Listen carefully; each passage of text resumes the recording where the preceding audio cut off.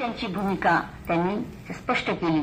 स्त्री विषयक कार्याचे मूल्यमापन करताना त्यांनी स्वतःवर बेतलेल्या प्रसंगाचे वर्णन आपली सुपत्नी रमाईला पत्र लिहिले. त्यातून ते स्पष्ट होते. ते म्हणाले, प्रिय रामू, मी स्त्री मुक्तीसाठी लढणारा एक लढवय्या शिपाई आहे. स्त्रियांच्या उन्नतीसाठी मला जे जे काही करता येईल ते मी आवश्यक करेन. प्रसंगी विरोध पत्करावा लागला तरी सुद्धा मी माघार घेणार नाही.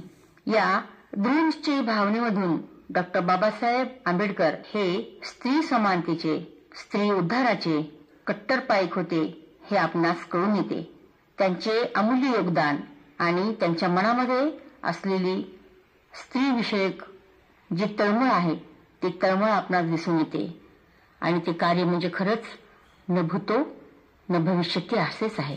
स्त्रियांविषयक विचार पाहता आणखीन वाखाणण्यासारख्या अनेक गोष्टी लक्षात येतात. त्या अशा की मुंबई येथील स्त्रियांसंबंधी उद्देशून त्यांनी असे संबोधन केले की स्त्री ही राष्ट्रीय निर्मिती करते. तिच्या कुशीतूनच राष्ट्राचा नागरिक जन्म घेतो आणि म्हणून स्त्रीला जागृत केल्याशिवाय राष्ट्राचा विकास हा असंभव आहे. त्यामुळे प्रत्येक स्त्रीला शिक्षित बनण्याचे आवाहन त्यांनी केले.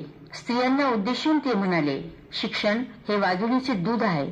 जो कोणी प्राशन करेल तो गुरगुरल्याशिवाय राहणार नाही. आणि खरंच मला इथे म्हणावंसं वाटेल की स्त्रियांमध्ये शिक्षणामुळे एवढं मोठं परिवर्तन झाले आहे की प्रत्येक स्त्री पुरुषांच्या बरोबरीने आपापल्या क्षेत्रामध्ये एकदम प्रगती पथावर आहे. आणि म्हणूनच शिक्षण रूपी वाघिणीचं दूध पिऊन आजची महिला आपल्या कवेत आकाश घेऊन वावरत आहे, निर्भीडपणाने जगामध्ये वावरत आहे.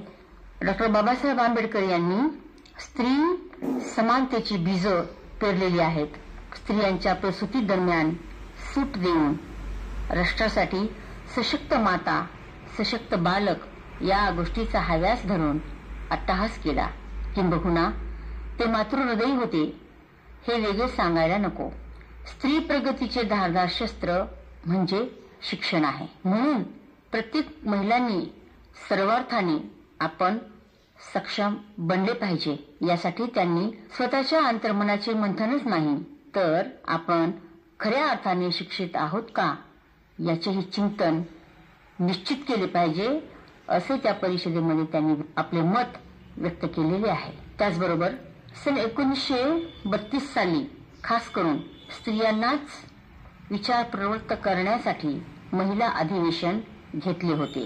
तिथे हा विचार प्रस्तुत केला की जिच्या हाती पाळण्याची दोरी ती जग उद्धारी असे उद्गार त्यांनी व्यक्त केले आणि स्त्री शक्तीचा विधायक उपयोग करून घ्यावा याबाबतचे सखोल मार्गदर्शन याच महिला अधिवेशनामधून त्यांनी केले.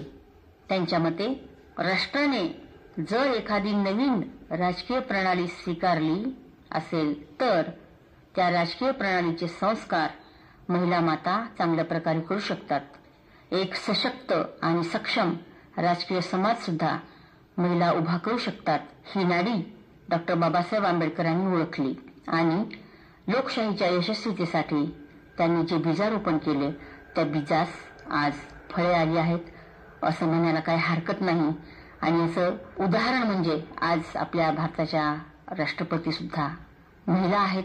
पंतप्रधान महिला होऊन गेल्यात, होत राहतील आणि हे त्यांचं खूप मोठं योगदान आहे. स्त्रियांच्या विकासावर कुटुंबाचा विकास, आपल्या समाजाचा विकास किंबहुना राष्ट्राचाही विकास अवलंबून आहे. या प्रकारच्या स्त्री उद्धारक कट्टर पायकास प्रत्येक स्त्री कृतज्ञ आहे. त्यांचे हे स्त्रीविषयक विचार आत्मसात करण्याची हिंमत आज प्रत्येक स्त्रीमध्ये दिसून येत आहे. म्हणून मला म्हणावेसे वाटेल की स्त्रियांच्या मनगटात बांगड्या असूनही आज ती प्रत्येक क्षेत्रामध्ये अग्रेसर ठरलेली आहे. नव्हे तर अंतराळात भरारी घेत आहे. राष्ट्रपती, पंतप्रधानासारख्या मोठमोठ्या पदावर विराजमान आहे. हे सर्व डॉक्टर बाबासाहेब आंबेडकरांचे योगदान आहे. त्यांनी समान हक्क मिळवून दिले म्हणून आजची प्रत्येक महिला ही अशा उच्च पदावर विराजमान आहे. हे पण आपल्याला विसरता कामा नये. त्यांनी आपल्या शिक्षण रूपी वाघिणीचे दूध महिलांना प्राशन करून तिच्यावर होणाऱ्या अन्याय अत्याचाराविरुद्ध सुद्धा गगनचुंबी डरकाळी फोडून आपल्या कर्तृत्वापुढे सर्वांना झुकवण्याची हिंमत त्यांच्या महान विचारातून स्त्रियांना मिळाली आहे.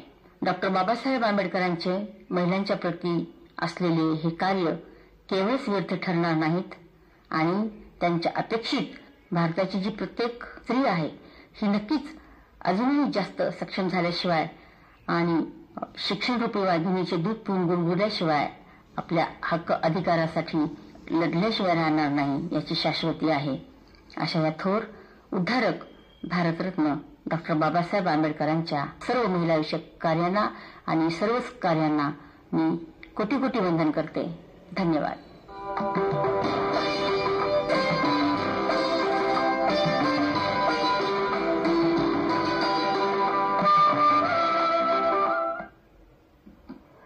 श्रोते, आताच आपण संविधान दिनानिमित्त डॉक्टर बाबासाहेब आंबेडकर यांचे महिलांविषयी विचार याविषयी वक्त्या ज्योती धुतमल पंडित यांचं भाषण ऐकलं.